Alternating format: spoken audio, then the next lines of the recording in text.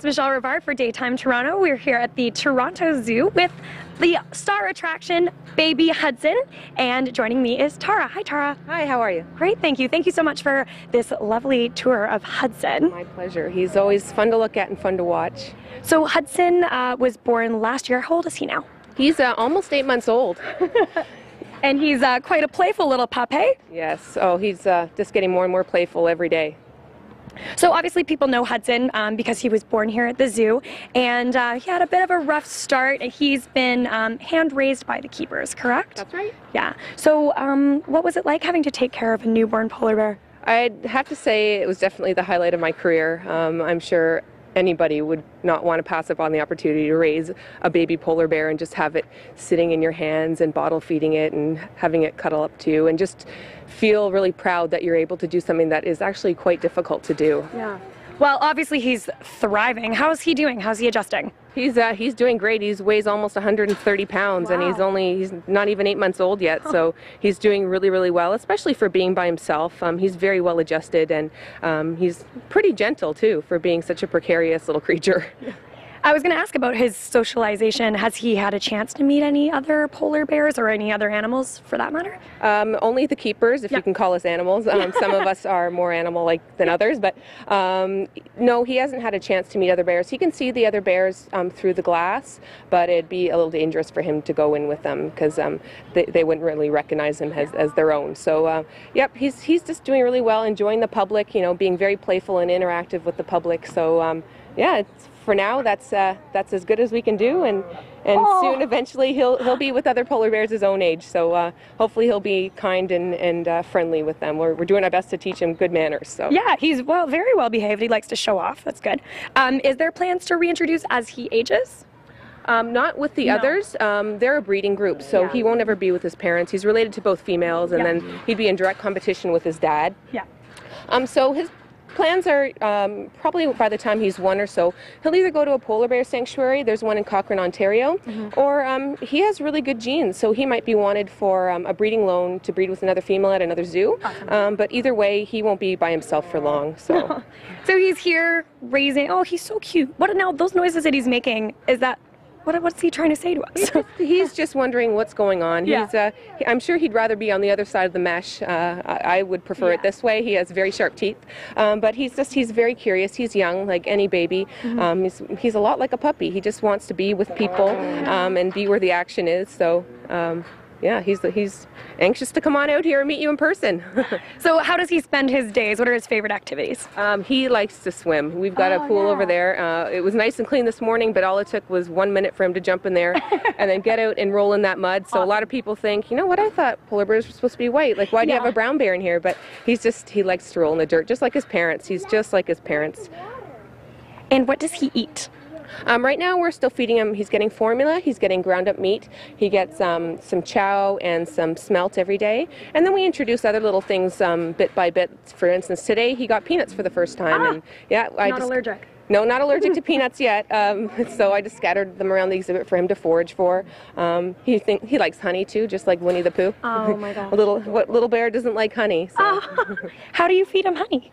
Oh, we just smear it around on toys and in the exhibit for him to, smell it out, and he'll go and search for it and then lick it off the rocks or the toys, and yeah, it gives him something to do. So when does he usually sleep? They're not nocturnal, are they? No, not at all. He sleeps during the night. He's pooped by the end of the day because he spent a lot of time running around the exhibit, looking at people, interacting with people, and swimming. So he's pretty pooped by the end of the day and spends most of his night sleeping inside his holding. So we hear lots about polar bears losing their natural habitat. Yes, what would be the case if Hudson were born in the wild right now? How's the Arctic Circle doing? It's not doing well at all. I'm sure everybody's heard of the effects of global warming on the Arctic. Unfortunately, it's taking its toll on polar bears and polar bear populations. Birth rates just aren't the same as they used to be. Birth weights aren't the same as they used to be. A lot of polar bears just aren't able to put on enough fat to withstand the summer months when there is no hunting, and their hunting season is cut short because there just isn't as much ice as there used to be. So if he were to be born in the wild, it'd be a very difficult life for him and difficult for him to survive, even if he was even born at all. So we're trying to take as best care as we can here. It's nice for him that he was born in captivity, but he'll never be able able to go into wild. He just wouldn't survive out there. So. And so the Toronto Zoo is quite active with conservation efforts as well. So how do you do that? We work actually very closely with Polar Bears International to bring awareness to the public and let people know basically what's going on out there, what effects people are having, because global warming is basically a result of what we're doing. So if we can educate people more and let them know just the little things that they can do to make a difference, if everybody did little things, it would make a big difference, and just bring awareness to people. And there are programs such as Acres for the Atmosphere that goes out and plants trees, and that helps with that. So just educating people and letting everybody know what they can do can really make a difference. So as a resident of Toronto and a fan of Hudson's, how can we get involved with helping with those efforts as well? You can contact the Toronto Zoo. You can contact Polar Bears International and see what kind of programs they have, for instance, getting involved in Acres in the Atmosphere, or you could just do things at home. Something as simple as turning off your light when you're done in a room, riding your bike on a beautiful day instead of taking your car, or even if you like gardening, if you're an avid gardener, plant more plants and trees, and that helps with the environment too. So if you're already doing that, you're already doing your part, and you should feel good about it. And so you have like Meet the Keeper sessions. When can we come see Hudson? When's the best time? Daily we have Meet the Keeper talks and feedings at noon and 3 p.m. and you can come and talk to one of the polar bear keepers here and ask any questions you like, and we'll do our best to answer them for you. Great. Thank you so much, Tahra. It's been a pleasure meeting you and meeting Hudson. Hey, it's Michelle, and we are back at the Toronto Zoo. We are now at the White Line exhibit, and joining me is keeper Amanda. Hi, Amanda. Hello. Hi. Thank you so much for having us here at the exhibit. This is a relatively new exhibit here at the zoo? It is. It just opened early May, so we're really excited to have the white lions back. It's the first time since 1995. So how many lions are in the exhibit? Right now we have 3 of them. They're all range in age from 9 months to 12 months. 9 months, but where are they joining us from? They're originally from South Africa, so they're from reserves there. So they were born in captivity, and all 3 were from different reserves, so they're not related. So we do plan to breed them one day. How long is the exhibit slated to be here at the zoo? Luckily, it's permanent now. This time, last time we had them, it was just for the summer. So this time we'll have them permanently here.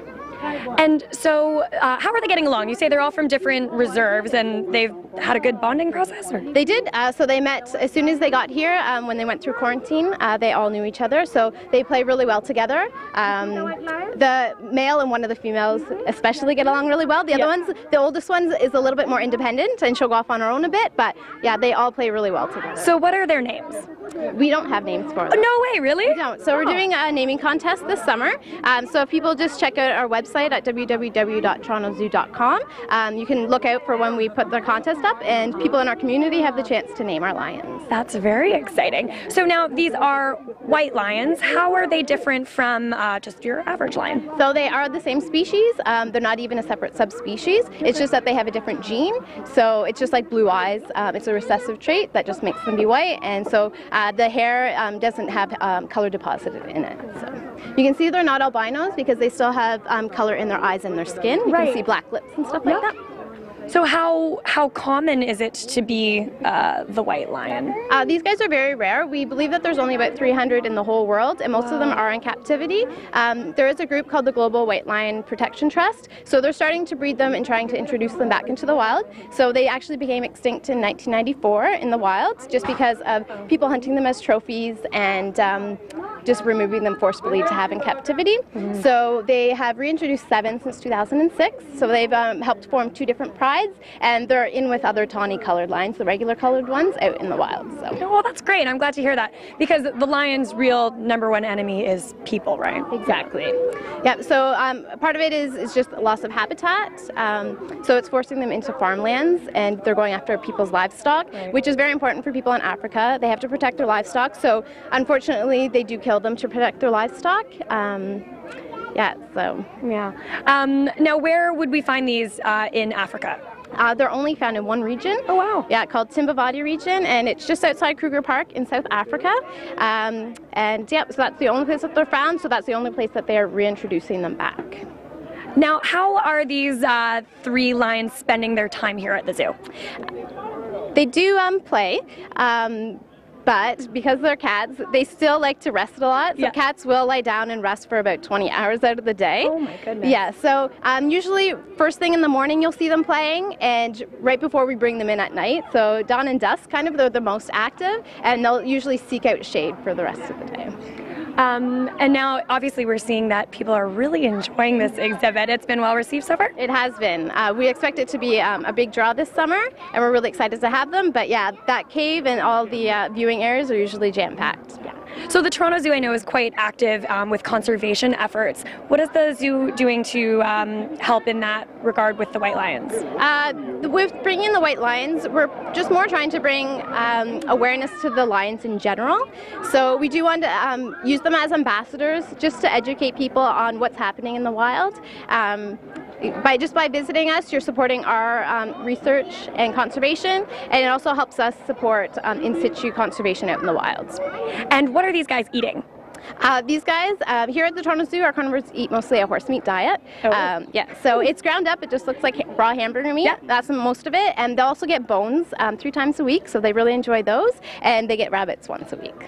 Live ones? Yeah. No. Oh, okay. No. So I was gonna say, because obviously in the wild they do their own hunting. They don't do any of that here. We don't give any live prey. There's a couple reasons. Even though they're prey animals and they are smaller, they can still cause injury even if they try to bite back in retaliation. Oh, yeah. So we don't want to hurt our animals. Oh, that's smart. And also animals that come in, we don't know what parasites they're carrying in. So once our animals come in, like our food comes in, we freeze it just to make sure we're killing any of the parasites. So we're not passing it on to our collection.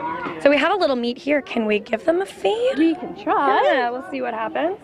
So the thing with these guys, they are still cubs and they are still learning social rules.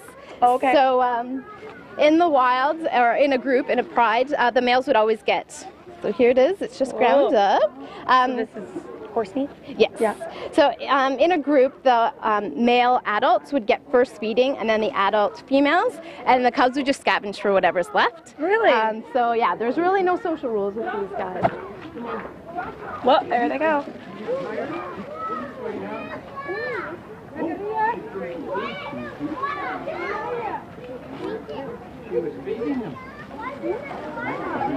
So really, they kind of just all, went for what was closest. But have you started noticing with their social rules that they're starting to develop that?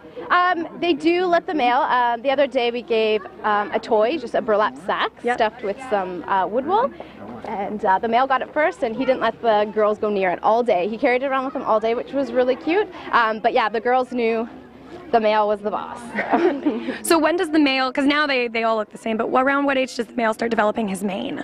He'll start maturing at about 2 or 3 years of age. He should have it by then. You can, if you do look closely, he does have a little bit of a scruff. He's the one, the darkest one lying down with his head to our right. Okay. So he does have a little bit of a scruff, but yeah, by the age of 2 or 3, he should have that. Very cool. Yeah. Awesome. Well, thank you so much, Amanda. I've definitely learned lots. It's been a very exciting opportunity to be here. And yeah, definitely be back this summer to check it out. Cool. Thanks so much. Thank you. And now we rejoin the studio.